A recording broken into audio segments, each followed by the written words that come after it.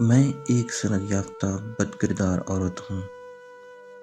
میری شخصیت پر بد کرداری کی مہر لگ چکی ہے، اور اس کا ادراک مجھے سب سے پہلے اس وقت ہوا جب عدت گزار لینے کے کئی دنوں بعد مجھے پہلی بار اپنا طلاق نامہ پڑھنے کا اتفاق ہوا۔ مجھے خود پر تھوڑی حیرت بھی ہوئی، ایسا کیسے ہوا کہ میں اس قدر پڑھی لکھی اچھی نوکری پر فائز ہو کر بھی اب تک اپنا طلاق نامہ نہیں پڑھ سکی تھی۔ میں نے اس دن پر غور کیا، اس ایک لمحے کو سوچا جس لمحے ڈاک کے ذریعے طلاق نامہ میرے ہاتھوں میں آیا تھا۔ لفافے پر غور کرنے کی بجائے میں بڑے معمول سے لفافہ کھول بیٹھی تھی اور پھر پہلے صفحے کی پہلی سطر طلاق نامہ پڑھ کر ہی ایسے سکتے میں آ گئی تھی کہ آگے بڑھنے کی ہمت ہی نہ کر سکی۔ میں نے خاموشی سے اسے تہہ کر کے لفافے میں واپس ڈال لیا تھا۔ ویسے بھی منادی تو وہ پہلے ہی کر چکا تھا، یہ تو بس سند تھی جو ہمیشہ نتیجہ آ جانے کے کچھ دنوں بعد ہی ملتی ہے۔ خیر، تو عدت کے کچھ دنوں بعد مجھے اس کا خیال آیا۔ اب کی بار میں نے لفافے کو بڑی احتیاط سے کھول کر حلف نامہ نکالا۔ پیلے رنگ کے فقط 50 روپے کے حلف نامے نے میری شخصیت پر بد کرداری کی مہر لگا دی تھی۔ ہمت کر کے میں نے پڑھنا شروع کیا۔ شروع میں معمول کی معلومات، میری اس سے فلاں دن فلاں مقام پر شادی ہوئی، رخصتی اس دن طے پائی، مگر پڑھتے پڑھتے جب اصل تحریر تک آئی تو میرے رونگٹے کھڑے ہو گئے۔ اس نے لکھا تھا کہ اسے میرے کردار پر شک ہے۔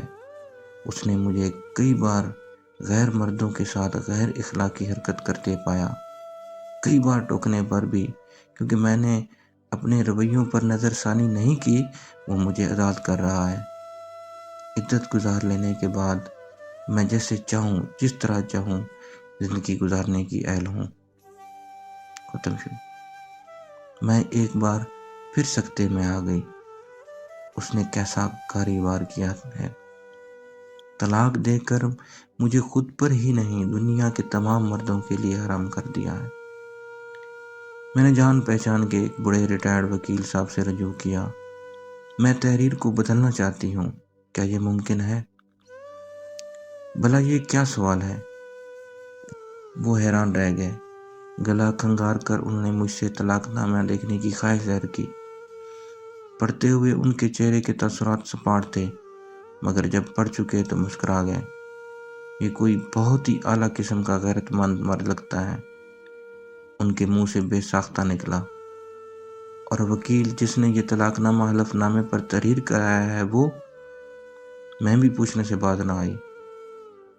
ہاں، اس کو چاہیے تھا کہ تحریر میں شائستگی کا دھیان رکھتا، مگر کوئی طریقہ بھی تو بتائیں۔ میں اس تحریر سے اتفاق نہیں کرتی۔ میں طلاق نامے کو نہیں بلکہ طلاق کی وجہ کو ماننے سے انکار کرتی ہوں۔ کیا مجھے جوابی کیس کرنا چاہیے؟ وکیل صاحب نے مجھ سے معذرت کر لی۔ تحریر بدلی نہیں جا سکتی۔ میں اپنا سا منہ لے کر واپس آ گئی۔ شناختی کارڈ پر نام بدلوانے کی باری آئی۔ انجانے میں سیدھی نادرہ کے دفتر پہنچ گئی۔ جی، میں اپنے شناختی کارڈ پر نام بدلوانا چاہتی ہوں، کیا طریقہ کار ہے؟ میں نے کافی دیر قطار میں کھڑے رہنے اور پھر اپنی باری آ جانے پر پوچھا۔ وہ کیوں؟ شیشے کے پیچھے سے بیزاری سے پوچھا گیا۔ میں نے پلٹ کر اپنے پیچھے قطار میں لگی کئی عورتوں کو دیکھا، ساتھ ساتھ مردوں کی قطاروں پر بھی نظر چلی گئی۔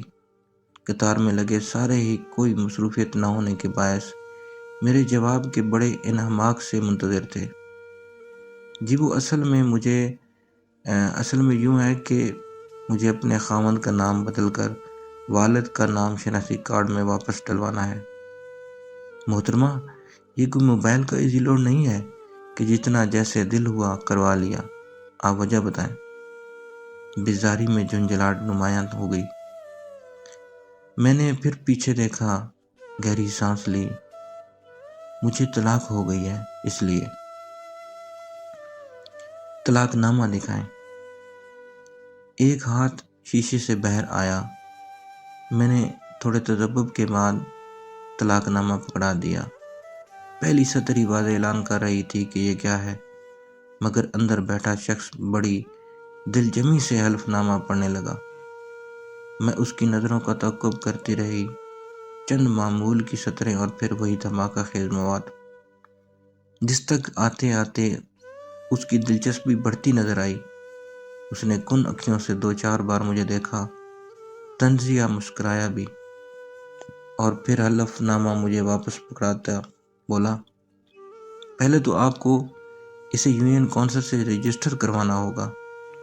رجسٹرڈ طلاق نامے کے بعد ہی آپ اپنے سابقہ شوہر کا نام اپنے شناختی کارڈ سے خارج کروا سکتی ہیں۔ مجھے چلتا کر دیا گیا اور پورے راستے مجھے غصہ آتا رہا۔ یہی بات وہ حلف نامہ پڑھے بغیر بھی تو بتا سکتا تھا۔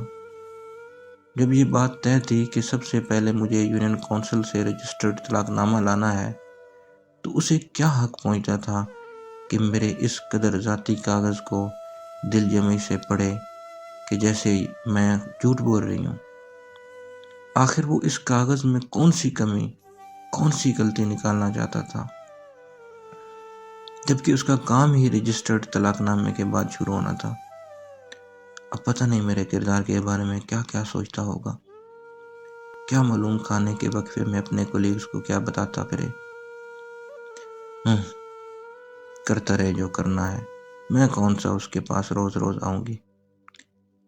دوسرے دن میں پوچھتی تلاشتی یونین کونسل کے دفتر پہنچ گئی۔ کونسل صاحب کے دفتر میں مختلف کام سر انجام دینے والوں میں سے چند ایک سے معلومات لیں۔ کوئی عورت اگر کونسل آفس میں کام کرتی بھی تھی تو ڈیوٹی پر موجود نہ تھی۔ مجھے بالآخر ایک مرد کو ہی سب کچھ بتانا پڑا۔ اس کے پاس تمام ضروری کاغذات جمع کروا کے ایک ہفتے بعد مقررہ دن رجسٹر کاغذ لینے پہنچ گئی۔ اب جو دفتر میں داخل ہوئی تو کئی ایک نظروں میں بے باکی دیکھی، دھڑلے سے اپنا جائزہ لیتے محسوس کیا۔ ظاہر ہے اب میں ایک معزز شہری کہاں رہی تھی، اب تو میں ایک ایسی عورت تھی جو کسی بھی غیر مرد کے ساتھ غیر اخلاقی حرکت میں ملوث ہونے کا باقاعدہ اجازت نامہ رکھتی ہے۔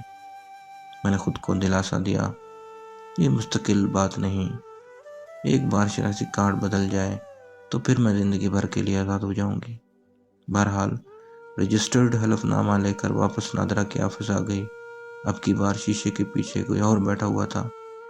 پھر سے تمام معلومات لی گئیں، پھر سے کاغذات پڑھے گئے اور تصویر، دستخط، انگوٹھے کے نشان لگا کر مجھے فارغ کر دیا گیا۔ جان چھوٹی، میں تھوڑی مطمئن ہو گئی۔ کبھی بیٹھے بٹھائے سوچنے لگتی کہ کتنی خوش اور کس قدر فخر سے آج تک میں اپنی تعلیمی اسناد کو دیکھتی رہی ہوں۔ نوکری پر ملنے والی اچھی اور اعلیٰ کارکردگی پر مختلف اسناد جمع کرتی رہی ہوں، مگر یہ میری بد کرداری کا سرٹیفکیٹ کیسا میری جان کا روگ بن گیا ہے، اور کیسے جلی حروف میں مجھے میرے کردار کو نمایاں کر جاتا ہے۔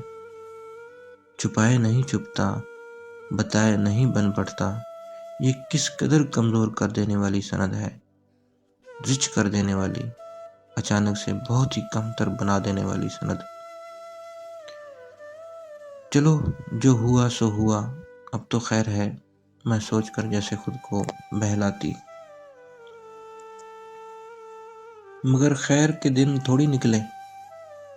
مجھے سالانہ میٹنگ میں ملک سے باہر جانا تھا اور پاسپورٹ بدلوانے کا خیال اس سے پہلے نہیں آیا تھا۔ شناختی کارڈ کسی نام سے اور پاسپورٹ کسی نام سے۔ پہلے تو حد ممکن کوشش کی کہ کسی طرح یہ باہر کی میٹنگ سے مجھے نجات مل جائے، مگر جب ممکن ہوتا نظر نہ آیا تو میں تنگ ہو گئی۔ اب پاسپورٹ آفس کا چکر لگانا پڑا۔ جی میں شناختی کارڈ کا نام اپنے پاسپورٹ پر نام بدلوانا چاہتی ہوں۔ میں نے ٹوکن لیتے ہوئے پاسپورٹ آفس آنے کا مقصد بیان کیا اور شناختی کارڈ آگے بڑھا دیا۔ صرف شناختی کارڈ نہیں، باقی کے کاغذات بھی جمع کروائیں۔ مجھے ہدایات دی گئیں اور ایک بار پھر میرا دل بجھ گیا۔ آخر کار میں نے دل کو ٹوکا، میں ایک سند یافتہ بد کردار عورت ہوں، بھلا مجھے عزت بے عزتی سے کیا سروکار۔ سامعین، یہ ہمارے معاشرے کی تصویر کشی ہے۔ ہمارے ارد گرد ایسی کئی بیوائیں اور طلاق یافتہ عورتیں اپنے اپنے نصیب کو رو رہی ہیں۔ ہمیں چاہیے کہ ہمیں بحیثیت مسلمان ان کا خیال رکھنا ہے، ان کی عزت کرنی ہے اور ان کی قدر کرنی ہے۔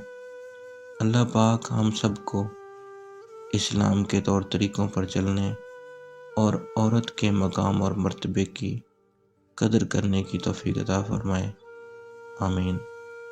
سامعین، اس طرح کی مزید ویڈیوز کو دیکھنے اور سننے کے لیے میری اس ویڈیو کو لائک کریں اور چینل کو سبسکرائب کریں۔